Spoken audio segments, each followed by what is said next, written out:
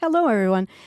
This is Flex Adapt with Intent. I'm Dina Hall, and my goodness, it's been quite a few weeks since we've done this. I almost forgot how to get started. There, you saw me in the beginning, just sort of drinking my tea and saying hello. Anyway, I'm thrilled to be here again, talking about creativity tonight, and sometimes we discuss performing arts, sometimes we discuss visual arts. Tonight, which this is going to be a little bit of maybe it's going to be a little bit of both. I'm not sure because the advertising world does utilize every bit of that. So, won't you please welcome tonight? My guest is William Childs. May I call you Bill? You can. Thank you. I mean, that's how I know you. Hmm. Mr. Childs, we go back a long way. We do. I dare say 15 or more years. I think it's on the more side. On the more side, yes. We were younger then. Hmm. And we know each other through what was then the Greater Lehigh Valley Ad Club, which has now changed its name to the American Advertising Federation of the Greater Lehigh Valley. And you are still involved in that, right? No, I am not. I Oh, kind of took a break after I was the president. I think I've been out about 2 years now. I just kind of I started with the organization in its infancy, and lasted for 15 years, and ended up as president. And then I, I figured it was time to kind of let some other new blood in there, new leadership. So, but I enjoyed it. I had a blast. yeah. Well, it's always good to pass things on to someone with new ideas, right? Absolutely. Yeah. But over the years, I mean, you've worked at a number of different agencies here in the Lehigh Valley, and you're from Allentown, right, originally? Yes, absolutely. Yeah. Yeah. And you worked with a number of agencies, which over the years maybe changed names, maybe were just became a whole new organization. And now you are, where are you working now? I am currently the marketing director at Kitchen Magic in Nazareth.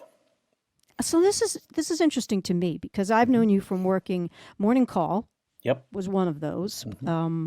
and another. Most of the others, I think, were agencies. Is this a little different, or were you with other like corporate or Well, small I finished. business? I started out in the sign industry, right out of Votech back in the day. 83 I graduated, and went to the Morning Call after 6 years. After that, I went to Adams Outdoor for 2 years. I was an art director there. Left Adams and went to work with Dan Ross with RM Squared, which is probably when we first Yes, met. that's what I remember. Yep. Yeah, that's like, geez, that's right. I started with Dan 1 month after 9/11. So I started with him in October of 2001, Oh wow. and then 6 years there, and then back to the Morning Call for another 7 years, where I formed the in-house agency called the Media Arts Group. Right. Had a ton of fun there with that gang, and then went to Trifecta Technologies for 2 years. Kind of reinvented myself. Went in a total different direction, and then did a 4 month stint at Adams, and then got landed at Kitchen Magic. So, I mean, working at Kitchen Magic is, it's marketing. So it's digital, it's television, it's everything that I'm used to doing. So, I'm having a blast. So, So you said, see, I know you. You know, in my mind, I'm remembering a lot of that guy with the Sharpie in his hand, always doodling something in every single meeting. Exactly, every single meeting, you always had the brain is always going. Um, do you real is that like really like at the core of your character and your persona? absolutely, yeah. It's a double-edged sword in the sense that I do love how my brain works and how I can kind of solve problems and how I stay with problems and how my process, if you will. But it's also hard to turn it off. Your brain doesn't really have an off switch. Mine doesn't anyway. So I find that in order to kind of relax, what I need to do is do kind of mundane chores like painting, like wall painting or Oh or yeah. cutting the grass or something like that. That lets my mind quiet down. But yeah, you really can't. I can't turn it off. And I've I fill up these sketchbooks now. It used to take about 6 months to fill one up. Now I fill one up in like 3 months because I've lost so many ideas over the years that I will never be without one of these and one of these. So always learned that lesson the hard way of not having a way to capture an idea and losing it. So and I still have them all. I have them all from all the places that I worked.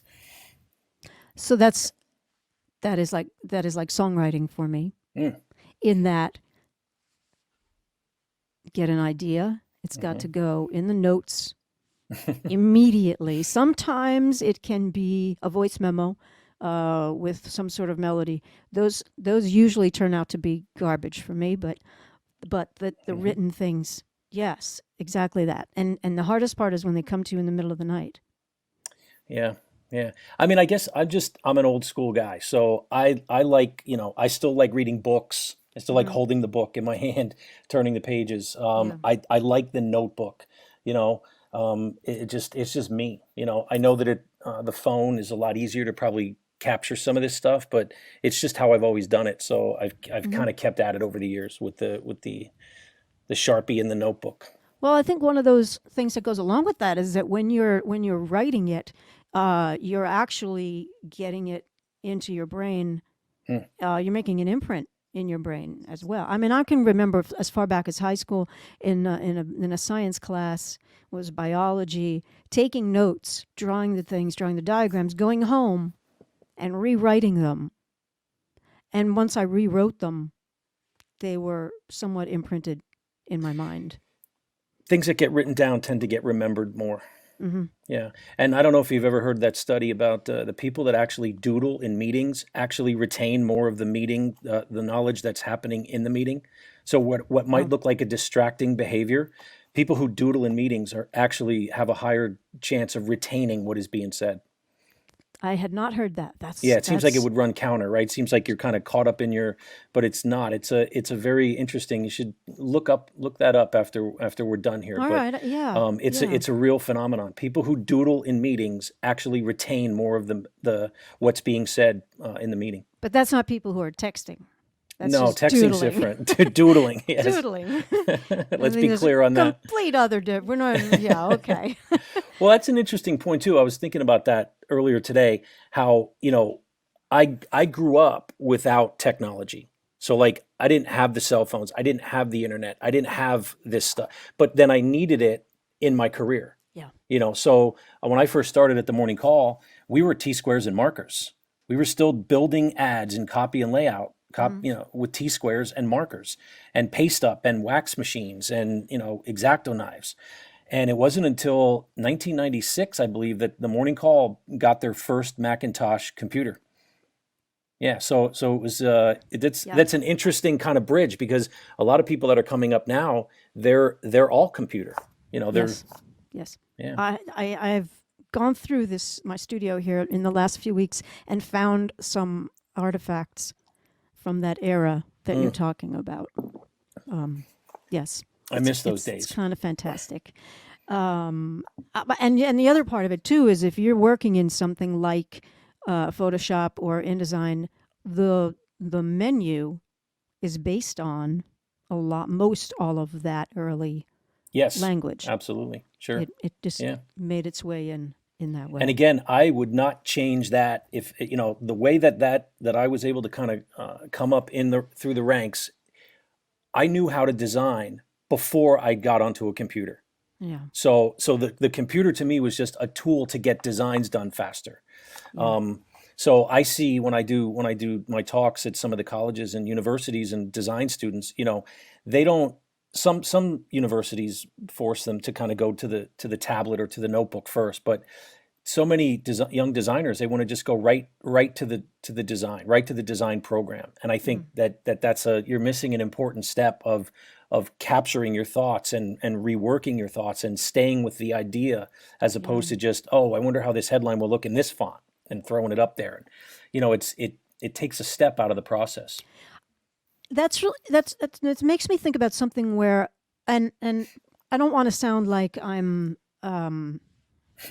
well, I don't know. Over the years, because I've known you and several other people like you in this industry here, there are things that stick with me in my mind, such as I remember your ability to sit and doodle in a meeting and hold that thing up and say, okay, this is what we're going to do. And I've done that myself, but I don't do it as often as I used to. But if I'm not here actually doing the work, and maybe I'm out somewhere, I'm doing it in my brain. In other words, I'm mocking up that type. Sure. That what kind of font should it be? How big should it take up the whole width of the space? Should it bleed off the edges? I'm doing that in my brain before I ever sit down and actually work. So Is that, I would say is that how you kind of write a song as well? yes, for me it is. Yeah, and I have an approach to both of those things that I'm just like really clean about it all. Yeah. I don't get bogged down in a lot of layers in any aspect. So yeah, for me it's very similar. Yeah, my process is I like to use I mirror my process off of what Da Vinci used to do. Was he would gather all his information for whatever challenge or whatever he was going to work on, and then he would actually do a phase it's called an incubation phase, where he would just forget about it. He just would stop thinking about it, and then let his subconscious work on it. And usually, that's when you set up the aha moment, right? You set up that moment for your brain to kind of quiet down, and then the ideas start kind of leveling up. And then the other phase is that's when you got to go to work and go, all right, that's the one I want to explore. That's the one I think has the best chance of doing what I want it to do. And then off you go. So it's just a 3-step process. I call it information, incubation, perspiration. So the perspiration part is the hard work. You look at a pile of sunflower seeds, right? We all know that you plant those seeds, they're going to form this beautiful field of sunflowers, right? Well, they have to go in the ground first, then they have to be watered. The sun has to do its job. The dirt has to do its job. There's a process there that has to happen. And I think so many times people are like, okay, well, we had the idea. Where's the whole campaign? How come it's not like where is it? So Tell me those 3 again. Incubation. information, Yep. incubation, perspiration. That's my process. That's what I do.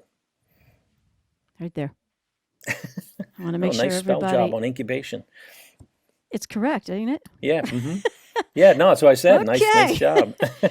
So gather all your information. So that's like, your research. That's read as much as read, ask questions, keep the notebooks, write down everything. Don't judge your ideas too soon. Just get it down, get it in the paper, plenty of time later to kind of go back. And then forget about it. Walk away from it. Don't try to sit down. I know deadlines and stuff. People are like, well, that's great, if it can do the incubation period, but I got a deadline Friday and I got to get this done. So, okay.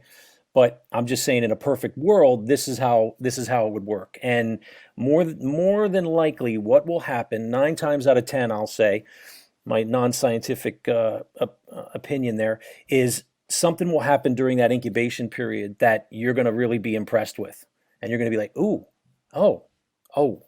yeah, and then you're back at it, and then you're off and running. So that's an absolute parallel to the songwriting from my perspective, sure. anyway. And then there's you're reworking it, or you're molding it, or you're changing it. It's not like the idea just comes to you free formed and you're done.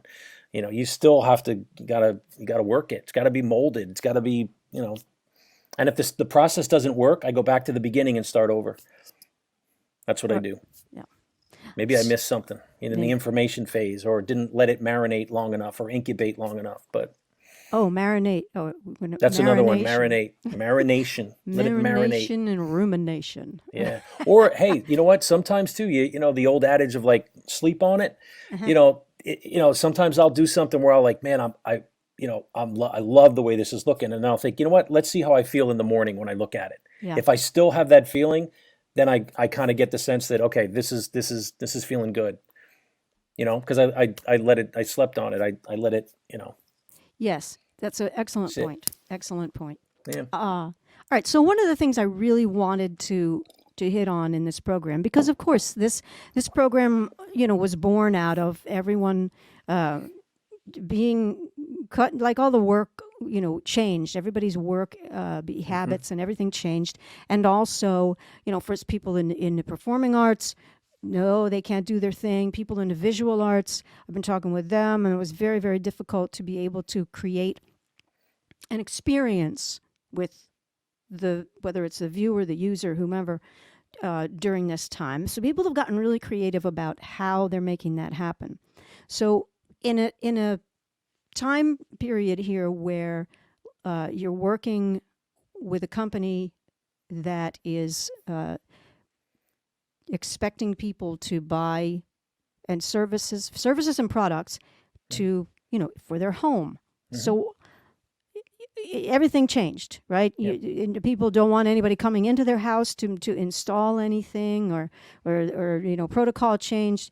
And then I'm quite certain that marketing and advertising must have changed in some way, if not dramatically, over the course of since March of last year. Yeah, March 20th, when pretty much the governor told, any type of manufacturing and any type of non-essential business, you gotta stop. So on March 20th, we closed the shop. We closed the Kitchen Magic. Everything stopped. And, I thought it was going to be 2 weeks, because that's what we thought it would be. We thought we'd be home for 2 weeks. And I remember I got to Wednesday of the first week and I thought, I'll never make it 2 weeks. I'm like going crazy already. Like, how long is this going to be? And it ended up being 11 weeks. 11 weeks that we were shut down. Wow. Yeah. Now, I will say this. What that did for Kitchen Magic is a lot of people were spending time at home, and they were spending time in their kitchen. And when they were sitting in their kitchens and they realized, boy, we really, really need to do something about how this looks and functions. And maybe we should get the kitchen redone. Now, obviously in March, April, they couldn't. But when we came back on May 18th, boy, was there pent up demand for people wanting to get their kitchens done. And as long as we always took care of, like, whenever we did a kitchen install with, plastic sheeting in the doorways, most of the installers would wear masks anyway because there's dust that gets made. So as long as the homeowners felt like the kitchen could be sectioned off and no one would be going in and out other than the installers, we found that people were willing to have us into their home to have their kitchens redone, reworked, and retransformed. And we did tremendous business in May, June, July, August, September. It's still going. We are still going. And I think we're fortunate in that because people, we do spend so much time in our kitchens. There's so much life that happens in a kitchen.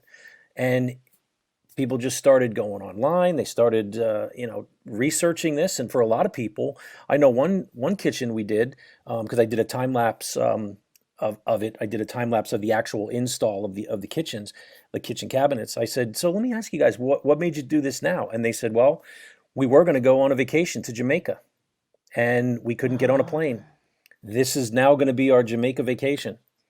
So I was like, I bet that is also happening a lot with people that just can't get on a plane. And they're like, it's one of those things too, Dina, where, like, you fix up your house, there's a return on an investment there. You're putting money into something that you're gonna use, you're gonna get a lot of use out of. It's gonna improve your life, and you get, there's tremendous resale value in doing a kitchen now. So very interesting. we did not really alter our messaging. We did, when we came back, we offered virtual consultations. Interestingly, we found that people preferred the one-on-one, as long as the sales reps that were going in the homes were going to wear masks, put protection on their shoes or whatever, and maybe sit a little bit farther apart than normal. People were willing to have that done. So we didn't really have to alter our messaging. That's much. very, very interesting. Yeah. We're lucky though. We're lucky in the sure. sense that it's, Sure. it's kitchens and it's home. I think a lot of the home industry right now is doing well. As is the outdoor sports, skiing, Sure. kayaking, all of that stuff. I know that's doing well. You Yeah. sent me over a video, a spot Oh yeah. for Kitchen Magic. Can I play that right now?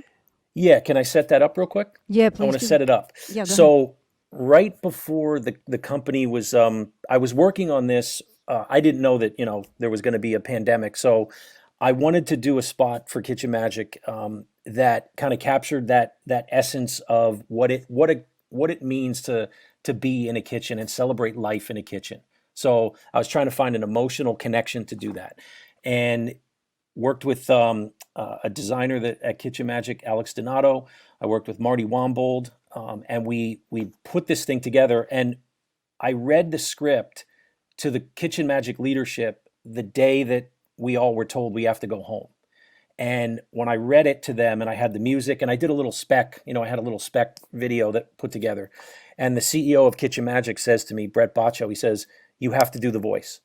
And I said, "No, no, no. I have someone for this. This is gonna no, no, no." He's like, "No, no, it's got to be you." And I'm like, "Oh, okay, sure. I'll do it. I'll give it a shot." I wouldn't have cast myself, as the voice of this commercial. Why not? I don't know. I just didn't normally, creative directors don't cast themselves in their Oh, commercials. okay, okay. I understand. I understand that aspect of it. Yeah. I'm gonna let after we play. I want to talk about after we play it. I Okay. want to I want to talk about that a bit because Okay. that's really interesting to me. Okay, we're good. Yeah, go ahead, All do right, it. here we go. The kitchen is a magical place. It's where memories are made, comfort is served, and where we gather to appreciate the people who give our lives meaning. And while we've transformed thousands of kitchens over the last 40 years, one thing is certain. The memories you make here last forever. Yes, the kitchen is a magical place because it's where life happens. Kitchen Magic. Our name says it all. So when I heard that, I listened to it. Watched it earlier today, and I watched it. And I thought immediately, I thought, oh, that's Bill's voice. Hmm. Wow, this is so comforting, and it's comforting because your voice is Mr. Everybody. I mean, it's not a voiceover artist. It's not an actor. It's not Yeah. a public speaker who goes into some. I mean, you've done it all. Obviously, it's lovely, but I'm thrilled that it's just you. Yeah. Yeah. Yeah. So I that recorded was that in great. my car. Dan Ross recorded that. No. Yeah, because COVID was Oh like yeah, you couldn't raging. go anywhere. So he stood outside the car. He put the microphone in through my car window, hung it down, put some blankets in the corner. He said, "Talk into the corner of your car." He was outside with headphones, and he said, "Go." And when I listened to that now, I could hear the emotion, because I'm reading this in my car and I'm realizing like the company was just basically all told to go home. Yeah. And I'm just like, oh, so it was with a heavy heart, that I had to read it. And I'm really proud of how it came out. I mean, Oh, absolutely. yeah, I think that captures the essence of what, Kitchen Magic does, and also, why a kitchen is important. It's a magical place. It's a magical place. So much of life happens in a kitchen. And that's what I wanted that spot to capture. You just can't say that enough, honestly. You really can't. Wow, that's Well, fantastic. it also spurred another thing because I did like 3 more commercials after that, and I did the voices on those as well. And so it's I'm like kind of the voice of Kitchen Magic now, which is kind of cool. I didn't anticipate that happening. Like we don't have the logo for that. Do we have the logo for Kitchen Magic in one of these? No, the gnomes, no. No. So like I could see you as a gnome. I am very gnomish. Yeah. Oh, dude. But that was a cool project to work on, in that I was working on it leading up to COVID, not knowing that COVID was going to happen. And then, that just kind of, it had to be done. I said to them when I said, "Look, I'm working on this, while I'm on my little time off here. I'm going to get this done. So when we come back, we'll have it ready to go." So Now that was all filmed after, or were no, those that was pieces? all stock photography. Okay. I had no way to shoot that. I had no way to shoot any of that. So it was all stock. So that's kind of what I was going towards earlier, is that for something like that, these are families in their home. You don't need to change the messaging because that's where we wanted. That's where we Correct. were. Correct. That's where we were living, and that's what we wanted people to do, is to be home and do these things as much as you can from home. Well, and you know what the interesting thing was, what COVID did was it changed everything.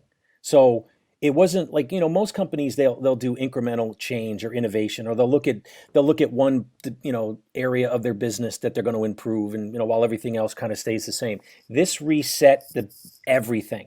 So we could no longer do what we did as field marketing, which is, we couldn't do home shows. We couldn't do field marketing. So we had to figure out in marketing a way to, like, how are we going to still get our message out? How are we still going to talk to people by not being able to do our field marketing? So it's been a very, very interesting experience around getting people to change their mindsets, getting people to look at everything and look at it all differently and come at it more collaboratively, as opposed to, like, well, this is your role. You just work on that. You just work on this. I'll work over here. It was a total collaboration. And that was exciting to be a part of that, coming back and being a part of that. Everyone just, well, first of all, we were all just thrilled to the ones that got called back to be employed. So it was, we're back. Let's make the most of this chance that we have. And that has been exciting, because as someone who's always talked about innovation and collaboration, and to get to see it in, go across the entire company, Dina, not just in marketing, in production, in sales, in the call center, how everyone took an approach of, what do we do now? How do we reinvent? And not just, you couldn't do status quo. You couldn't do status quo. You had to reinvent. You had to reinvent yourself and the company and the way that you worked. All of us now still work from home. The call center works at home, marketing works from home, but the production team, the team that puts the cabinets together in Nazareth, they have to go in. They can't put the cabinets together in their house. So they go to work every day, and we've been lucky because we've been pretty good with keeping the shop clean, following the protocols, listening to the CDC guidelines, and we've kept everybody safe, and we're doing exceptionally well. Wow, that's wonderful. Hey, so let's. I just want to acknowledge a couple of folks that are commenting. You had your friend Kevin Beck. Says, Oh yeah, Kevin. Hey, He was Bill, one of them. hope you're well. That's awesome. Hey, Kevin. And Mizzy G, you know who that is, right? I do. Yes. Okay. Gloria, hey, good to see you too. Oh, all right. So some of these other things that you sent over to me, I mean, these are. I'm assuming they're from earlier years of just work, some random wonderful. work Yeah. I just sent over. Yeah, and some of them, I mean, there are plenty of times when I'm driving, I see a billboard, and I already know that it's come from your Sharpie, Okay. just because I know you long enough. I know your history. Sure. Some of them I was surprised. I didn't know Okay. that you had been working on them. Any of these, I mean, you must remember which ones you sent over to me. I mean, the one I really, really would love is this Plantique. Oh yeah, that was a blast to work on. We're just going to talk a little bit about creativity here. There. Oh, Let's that see one. That's a that, Music right? Fest one. Yeah. Yeah. So that was an idea where, Plantique was always a sponsor of Music Fest. And instead of just, doing a normal ad showing, a landscaped home, could we do something that's a little bit more clever, a little bit more fun, a little bit more memorable, but still be simple and get the message across? And that was it right there. The acorn as the music note. Proud sponsor of Music Fest 2007. What more do you need to say? And then I think the cut line is, we create beautiful landscapes. It's in our nature. So it all just worked together. Really nice. That was in the Music Fest program. Oh, okay. Yep. So that's just looking at the shape of that. I can see that was the booklet, the schedule booklet. Yes, that correct. comes That's out. right. Yep. That's right. Yep. So talking about shape. Okay, so now you had a specific shape you had to work with to make this ad fit in there. Another unique, not so common shape was the one for Oh yeah, the Addy Forge program book. Marketing. Yeah, and Yeah. I have to say that was, I believe, since that was the square, I Yes, believe that was, I did that actually. Came up with the square program book. I still have it. I still have it in my basement. It Yeah. was a couple of years with Yes. that. Yeah, So that was yeah. you that did that? I remember you did. You remember you That laid was out a lot of me. these books. I didn't know that that Yeah. was you. Yeah, that was cool. Well, the I first few really like that were shape. the typical um, uh, 5.5 by 8.5. Right, Take an 8.5 right, by right. 11, fold it in half. Everything That's what was I the did for same. the very first one. The very Yeah, first one I did like that. Yeah. yeah. And then a couple of years into it, I thought, we, I have a chance to be creative here. This is something that Hmm. I'm. Well, let's change this up. And for me, it was a CD case, Okay. All a right. CD case shape. I found a square to be challenging to design and add because there's no left hand or right hand visual. There's no long space for, um, yeah. So I thought that would be kind of cool to do. Well, And look at that I that. remember also too. That I always look forward. That was my favorite night of the year with the Addy Awards. Yeah. A lot of people doing a lot of work. Um, for that one night where the whole, we all come together and just kind of celebrate creativity and great design and messaging. And I look forward to looking at that book because there was always such cool ads in there. Yeah. The agencies would always put cool ads in there, and and the overall design of the book it was a treat as well. So Yeah. So much fun back I then. knew that you did the books, but I didn't know that that was That that was one. your thing. Yeah. That's cool. Yeah. That was fun. So what else do we have up here? Let's see what else we can share.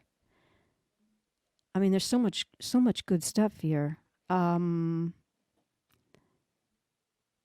oh, this one I absolutely loved. Oh, Yeah, the morning call, right? yes, Olympic coffee rings. So this was the year that the Olympics were in England. So in the morning in America is when we would get the updates for what that was the insight that I kind of thought like, okay, what can we play off of that? And the line next to the morning call logo there says updates every morning. So obviously the insight there being, the coffee and the morning paper, how they kind of go together. And yeah, I had fun with that. I think that was a Judge's Choice Award and a gold at the Addies. I forget which year, maybe 2013, but had fun doing that one. So how did you create the rings I think we used we made them in my office because I always had a coffee with your cup coffee cup? nearby, and Yeah, we just made a bunch of them yeah. and then scanned them and put them together. Sarah Sterner, one Mm-hmm. of my designers at the Media Arts Group, actually helped me kind of put it all together. I think the most incredible part of this ad is that there's so much white space. Oh yeah, can never I have enough white mean, space. there's so much white space, and the logo is so small in comparison, and the tagline, it's just like, it's so subtle. But Well, also too, that's a full page newspaper ad. So yeah, in context, when you would see that in a yeah, newspaper, that logo would be plenty big to read. Like it just sure. doesn't need to be But in any. comparison, Oh yeah, yeah, yeah. Oh, I in comparison to the rest of the ad, yeah. but I think that the rings wouldn't have the impact of that iconic Olympic rings if there Hmm. was anything more competing for space I was always around it. a big concept guy. I Yeah. like my designs and the messaging that I have to kind of say something, or Hmm. in this case, kind of reflect the product, but also what we're promoting. So I love a good concept. Yeah, I'll say. Um, They don't always end up looking like that. Sometimes you gotta, Will, sometimes sometimes you got to, what is it we say? Design by committee. Killed the design. Here's I'll one. tell you. This one's Oh, great. this one. Okay, DeWalt's RV. So, Yeah. this was an insight where I was standing in a grocery store in the checkout line, and you know how they have those, those impulse buy items like your gum and your beef jerky, and I saw one of these Christmas tree air fresheners there, and it had royal pine scent on it. So I don't know. There was something about the shape and the royal pine, and I was probably in an incubation period with something with DeWalt's. So I bought one of them. I took them back to Arm Squared. I scanned it in. I did a print ad that just said, "Go smell a real one," just to kind of get it out of my head. I wanted to just see what the design would look like. And I printed it out, shoved it in a drawer, and I forgot about it. And then about a year later, DeWalt's opened up a Kutztown location. And I knew this board was going to be on I-78 heading out towards Kutztown. And I thought, oh, you know what? I wonder if I could revisit this print ad that I never did anything with. So I pulled it out and mocked it up into a billboard. And then I realized, I should probably find out if that company would be okay with me using their product on the board. Oh. So I sent them an email. I found out who they were. They're the Little Tree Company. I think out of Watertown, New York. And they protect that shape religiously. Like that is Wow. their branded shape. Yeah. So if anybody tried to ever do anything with that shape, make another air freshener, they will come after you. So I got a hold of someone in that company, and I told them what my idea was, and they were like, "Yeah, we think that's great. We only have two things that we require. Number one is you have to paint the tree a very specific PMS color, which we will send you, and you have to put a disclaimer on the board, which you can see it in the bottom left there. Yeah. And that's it." And I said, and then my next question was like, "Okay, well, what's that going to cost me? What's that going to cost us?" And they're like, "No, nothing. Just follow those rules. Be nice. Don't try to, pull a fast one, and show us the design when and you're good to go." And Adams Outdoor Advertising created that. That is a 15-foot tall Christmas tree air freshener. And it's suspended up there with a rope from the top of the board, so that it doesn't blow. It's anchored there pretty good. But I really, really had fun creating that outdoor. Go smell a real one. The three-dimensional aspect of it, though, is what makes Mhm. it. That's like the icing on it. And I think the fact that it hangs off the bottom of the board It there. hangs off. Yeah, It looks like it's hanging. hmm Yes, that's one of the best. I know they have them where they have, they'll have an extension. Let's just say Yeah. they wanted a person and they want it to be taller than the actual. Yeah, but Mhm. but this is incredibly good. Yes. What's the disclaimer?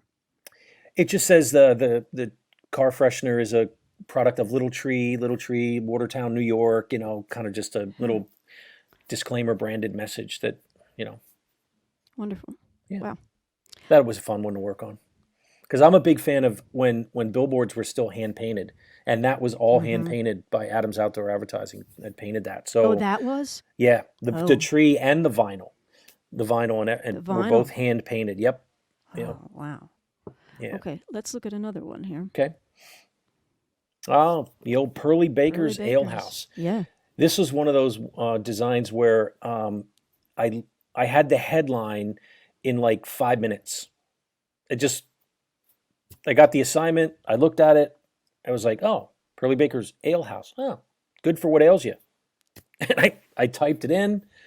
I saw that they had a color scheme down in their location that used burgundy and that hunter green. I put that on the board. The logo was a little tough because it's just there's a lot going on there. So, and there it was, good for what ails you. They loved that so much. They turned that into like T-shirts. They got T-shirts printed with that. They put it on their menu covers, and there was no incubation period in that because it was just within 3 minutes I had it. It requires nothing more. Like there's no image necessary. It's just Right, just the words. Yeah. hmm Well, Sometimes lightning strikes, Some- Other times it's brutal. hmm I don't want to make it seem like the creative process is always fun. Sometimes it's not. It's you get Like there that. it is. There it is right there. I love this slide. I love this Yeah. because you see that middle part in there? hmm That's what gets like managers all freaked out when I got a creative type here. Because you see that middle part? How do you track that? How do you? How do you track that on a spreadsheet? Like I- they want the A part, they know what they want, and then they want the B. Like that's it. Oh, you got to do this middle part. Oh man. And that middle part is that's your incubation, that's your information, that's your perspective. It's all of it. It's everything. It's the I wish I did this slide. This is the slide I use in my creative talks, but it accurately depicts what it feels like sometimes to go through the process of trying to come up with an idea or solve a marketing campaign or a marketing, initiative. When I was starting out in the work world, still in community college, and I was working at a direct mail company in Edison, New Jersey, and the art director once said about me, if the shortest distance between point A and point B is a straight line, that what you're looking at is what I would have done. And I had no really idea. I didn't take it kindly at the time. I would think I Right. was, 19, 20 years old. I did not take it kindly, but now doesn't bother me one bit. That's what you got to do. It's part of it. It really is. Yeah. Yeah. There's another one here. Let me see. Oh, this was I once had someone told me, Dina, tell me that and it wasn't said as a compliment. They said, "You fall in love with ideas too fast." uh, And I was like, well, in order to bring one to life, you kind of have to love it. I didn't say that at the time. I just, I fall in love with ideas too fast. So, I kind of, as the years have gone on, I understood what they were trying to tell me, and there is some truth in that. Because, like, to your point about at the time of hearing it, hearing something like that, you might not be so receptive to it. But that's why I let it marinate now. That's why when I do something that I do feel myself falling in love with, I go, let's see how we feel in the morning. And if that love is still there, then I'm like, okay, we're bringing this to life now, because Then I you're good with it. gave it a chance to not love it, Here's one to look at here. This. Yeah, the old branding tool. Now this is one where that is an actual branding iron that I had made. Hub Wilson did the photography, and that is no Photoshop effect of that smoke. We took a blowtorch, we heated that iron up, and then we couldn't get it to a point where it was red hot like that. But what we did was we sprayed it with WD-40, and it would smoke like crazy. So as the smoke would start to dissipate, Hub would start snapping pics, and that's what he got. That's what we captured. So the idea that what Adams does at its core, what billboards do at their core, is they brand. So Adams Outdoor is a branding tool, and Where did you have that made? that was made at a company called Tin Toy Works. Joe Freeman made that. It was I think it I remember cost the around name. it cost around $300 to make, and when you held it, it was really heavy. It was like legit. I mean, he did a phenomenal job. So where is That's- it now? I believe it's in Kevin Gleason's office, who is the CEO of Adams, and I believe it's in his winery in California, in his desk Wow. in the conference room. Yeah. Yeah. Yep. This is the kind of stuff that people are not always necessarily thinking of what it takes to get to that point. You might have to make go to a forge and have something made. And for listen, sometimes you got to $300. be willing to put your, to risk having a bad idea, because Yeah. a lot of times I've found many ideas, good ideas, on the way back from a bad one. So I don't judge bad ideas anymore. This was a logo for a buddy of mine that had a radio show, a rock show, 91.3 WLVR on the rocks with Chucky G. Yep. WLVR is over at Lehigh University right now. Yes, that's right. That's Yep. the new, currently, it's a PBS station now. That's right. Yep. Yep. So I wanted to kind of capture the essence. It was hard rock, just kind of gritty. Used the diamond plate in the diamond back. plate. Did some lighting effects on it, and just kind of worked it and worked the type, and just kind of I was happy with the way that came out. We're in a time now where people have access to so many creative programs on their devices. And for example, just you mentioned the radio. There are a lot of independent radio programmers here in the Lehigh Valley between LVR, WDIY, WMUH, and each one of them has a show that they want, they need to brand it in some way or another. Yeah. And so more and more people now have access to these devices. Somebody mentioned something called Canva.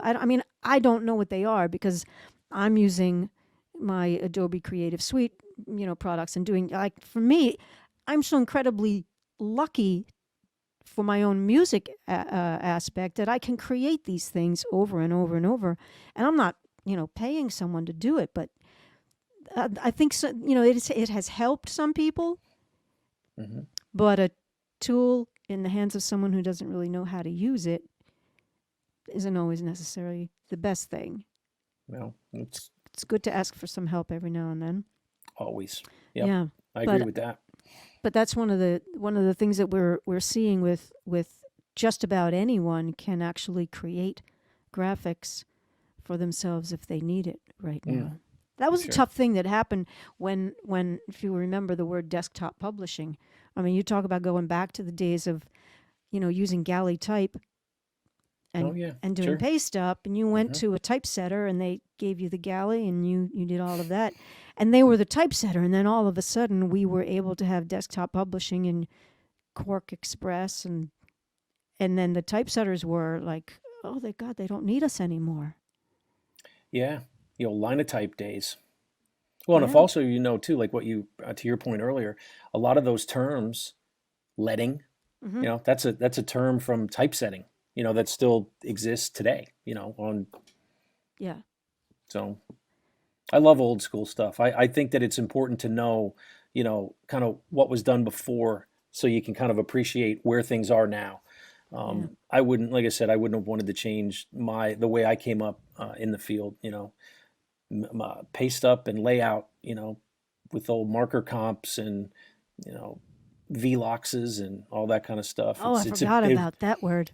And tracing overlays with the markers where you're coloring in the screen colors or the colors. And yeah, that was when it was, more hands-on, more of a craft, all that stuff is gone now. I was incredibly good at cutting amberlith, rubylith. Oh, the old Amberlith. Yeah. Yes, I had a print shop that was making these tiny, tiny miniatures. The flags, they were probably, once they print, they were probably less than an inch by a half an inch. But I had to create the flags for him for all of these different military, all of the, like, international military flags. And he would say, okay, it has to look exactly like this. And I would have to cut every single layer on these little flags. Well, probably, I can't even do this in this. Look, they were about that big. And cut them all with a rubylith, with an X-Acto knife. And that was very therapeutic. Hours and hours of that. Mhm. Yeah. All right. Well, just another. Ah, peek the at old, something else. that is the Civic Theater 90th anniversary poster, commemorative poster that I created for their 90th anniversary. Just bringing in some of the Art Deco, feel of the theater, and then using all the yeah. photos that they gave me. That thing took probably 60 hours of Photoshop work Whoa. to just constant moving of the photos to make sure that there were no space in between any of them. And I was trying to go for kind of a stylized quotations, stylized quotes, because words that get spoken on the stage and in the movies and the plays. That was my thought. And if you look down at the very bottom, it's the photo from when the Civic Theater moved into their home on 19th Street Theater. So the photo, black and white. And then at the top is kind of a mirror image of that marquee when for their 75th anniversary. So before you know it, they'll be 100 years old. I can't wait to go back to live theater and live shows. I am missing that so much, so much. Yeah. Yeah, no doubt about it. Gloria's I also saying- think that too. I was thinking about this sorry. the other day. I was never a big hugger. I think I'm gonna hug everybody. Like I'm just gonna hug. Yes, Might get you in are. trouble for some of that, but I'm gonna hug when I start seeing people again. Yeah, I can I and like totally longer relate than to like that. normal too. No, You it know, has to not be just like a 20 little. seconds. Yeah, 20 seconds and it's meaningful. yeah, You can actually feel your body changing after yeah. 20-second hug.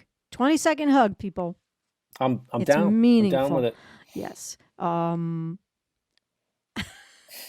at the point now where I see someone that I know that I just want to go and I just cry. I know it's I almost am yeah, just crying in the middle of the street because I can't run and hug that person. yeah, Yeah. I think I get a couple more here we're going to yeah. get Let's go. to talk about here. Then, Sure.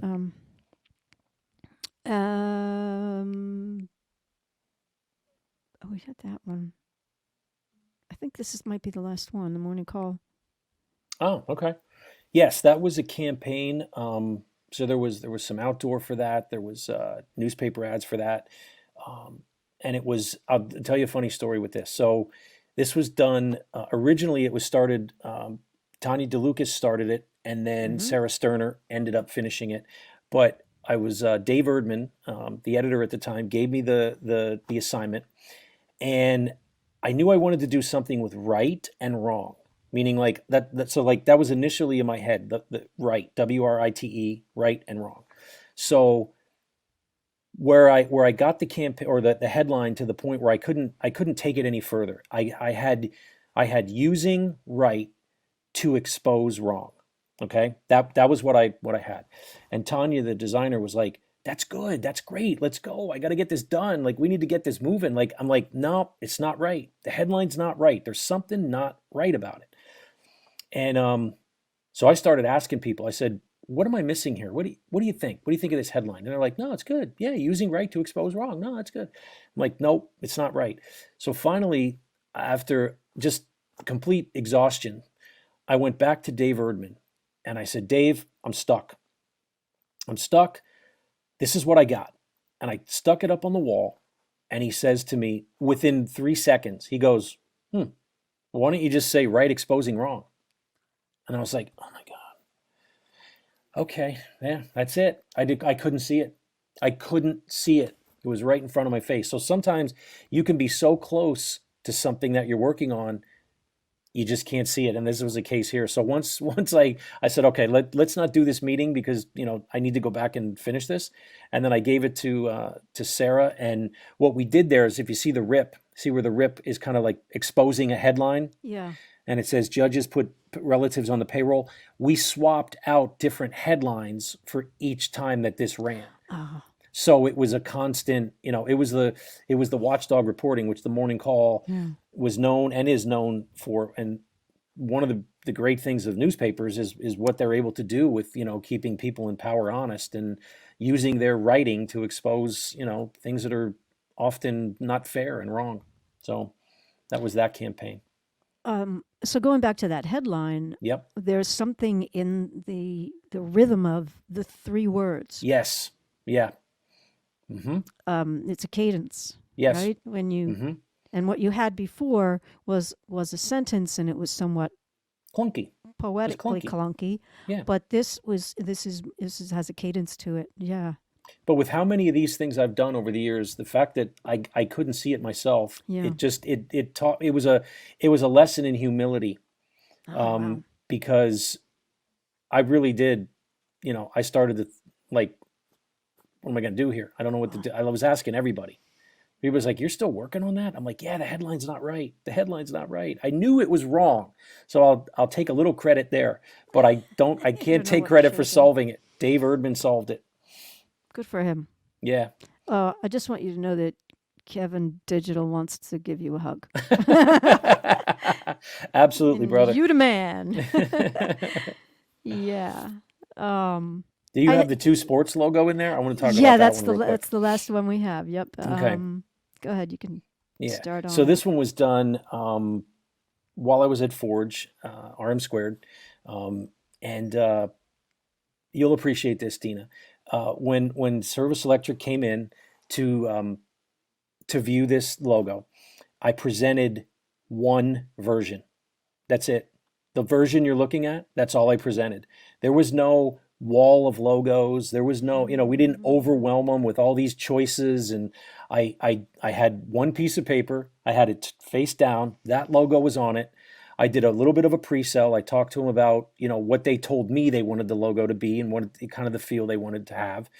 And I flipped it over, and Andy Himmelwright said, "I love it. We're done." And they walked out. And then 2 weeks later said, "Can you do the sports scene logo too?" So then I did the same process. I show them, I had one piece of paper face down. They came in. I said, "Now, here we go again." I flipped it over. They're like, "Done." And they still use them. They never changed it. That logo is That's on all right. their trucks, their shirts, their mic covers, social, all of it. And it was one logo, one design, no changes. No a la carte. Nope. Yeah, like, Well, dude, we can like have that? this from this Yeah. one, and can you move this from this Yeah. one? And then, yeah. Boy, if they were all that easy, If right? so. If they were all that easy. I'm giving you the high water mark here. Oh, this This is was awesome. but sometimes, have, you just the lightning goes into the bottle and That's it. everybody's happy. I have, I get that feeling every now and then when the Tanzos beer distributor van drives by, and I say, "Oh my God, I did that logo like 20 years ago," and they still have it on their trucks and on their Good is good. their shirts. I'm like, wow. Good is good. Good Yeah, stands yeah. the test of time. You know No, what I it- mean? Like, there's probably no need for them to evolve it because it's. Oh, somebody said great logo. I recognize that. John Christie, yeah. Yeah. Yeah. So that's the story behind that logo. And I mean, I was a little nervous only presenting one logo because I Oh, think yeah. a lot of times clients are like, "That's it? That's all you got? One? Like, did you even work on this?" So how long did you work on that to get I that worked on it one? really long time. It took about 3 weeks of work. And yeah, you know how many times I did that number 2 with a grease pencil? You know, those grease Oh, yeah, pencils yeah, that like are sure. real kind of like, that wasn't done with a Sharpie. So I Mm-hmm. must have did thousands of them. They were like everywhere until I found one and I was like, "That's it. That's it. Scan that in right now." And then that became and we vectorized it. And then that became the logo. And it just works. That's the ultimate in you actually used a grease pencil to Yes. create what you needed Mhm. because there was no way you were really going to get that just using like a stylus on a tablet. No. Mm-mm. No, you had to look at like how many of them, like you said, hundreds of them or whatever. Oh my God, thousands. Yeah. Tina, Yeah. they were all scattered all over my desk. Everybody was like, you're like killing half a forest for this logo." Oh, enough of the paper. Well, Yeah. wow, all good stuff. Yeah. So now I just want to bring it back to kind of where we started with the kitchen magic. Yeah. So I don't know. What do you think? Do you think we're going to continue on this wonderful journey of people, improving their home and spending time with their families? And I mean, I can't ask you to predict the future, but Yeah. Well, I hope so. I hope that we didn't go through all of this and not learn anything from it. Certainly learned what things matter, what things are important. I know that's what I did. I mean, a lot of introspection, a lot of time to kind of, get back to kind of reading books. I did a bunch of writing. I still do my column for Network Magazine, and I kept up my writing. I kept up, freelance design. I did a bunch of logos, during COVID time and when we were quarantined, and just kind of pulling it down. And I was always I'm a simple, you know me, like I love simplicity. So I don't just like simplicity in my designs. I like simplicity in my life. I like when things work. I like when they're simple. I don't like when things get complicated. So I leaned into that whole COVID quarantine and just made the most of it. yeah. Tried to learn some new things. I hope that I think that we're going to be. I do believe that we're going to be more appreciative of each other when this ends and we can get back to experiencing musicians again and people on the stage, Theater. going to a movie, and eating popcorn in a dark theater, that shared experience. That's what's missing with all of this, is that shared experience. I mean, I've seen you perform many times. I mean, I can remember one of my favorite times was at the Blueberry Fest, just watching you just It was like just 90 do your degrees and thing. 100% Yeah. humidity. Yeah, but I'll tell you what though, that just to be able to go Yeah. back to that, and experience that just now, even for 5 minutes, would be wonderful. Oh, It here. would just, it would mean so much more. And I think that's what's going to happen when this all gets done, is the things that we maybe took for granted are going to have more meaning. Like I was saying about a hug, Yeah. I don't think people are going to just like do quick hugs. I think those hugs are going to be meaningful. I hope, anyway. I hope so too. I'm here for you. Whenever you're I know. ready. Yeah, you and I will do the first hug. Okay. For a hug and a beer. A hug and a beer. Yeah. Wow. Yeah. John Christie, what comments? I didn't realize I was listening to greatness. Well, we're doing our best, John. I'll tell you doing our what, best. I've been working a lot lately on gratitude. Mhm. And just being just so grateful for just the people that I get to work with, the people that I have worked with over my career. Um, you know, it's so awesome. Yeah, Mhm. gratitude. I think you can kind of take it back to a place of gratefulness. I think True. other things start to open up. You start to appreciate things more. And again, that ties back to, the COVID and learning to kind of appreciate things more. And just but I've really enjoyed my career to this point, and I'm still on the ride. I'm still on the ride. I'm Yeah. still having fun. Still passionate about it. I still believe in it. I still love telling stories for these companies that I get to work for, certainly with Kitchen Magic. And yeah, gratefulness and gratitude. Cool. I'm just so glad that here we are. I haven't seen you or talked with you at least 2 years, I think now. Hmm. Um, and it's just like it ever was, Yeah, which hmm, is very cool. it is Nice. cool. Um, Thank you so much for having this conversation with me, being here, spending this time, and I want to. I just want to make a note here. I have to make my comment. We want to remind everyone about information, incubation, and perspiration. That's how you get the creative process to work properly. I also want to mention that if anyone is so inclined to donate to the program, I'm donating 10% of any tips. Go to Turning Point of the Lehigh Valley, and there's a PayPal link as well. This is something that I do as a labor of love, and I know that um, organizations like Turning Point really are offering valuable services for people being pretty much locked up at home with in very, very vulnerable situations Yeah. for a long period of time right now. So, okay, we're coming to Dina, a thank you so close. much for There's this. one last thing I have to ask you to do. Yeah. We have to give a high five. This is what I always do with everybody here. So you Oh. have to have a high five. We did it. It's not always so easy. Thank you, sir, my Be friend. well, my friend. Be well.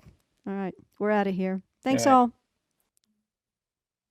And coming up in a couple of weeks, I got some friends from Lehigh University the Lehigh University Art Galleries. So we want some information about that. I can tell you very quickly. Well, I don't have it to put up on the screen, but you go to my website, dinahall.com, and click on the Flex tab, and you'll see what's upcoming there as well. Thank you so very much for watching, everyone.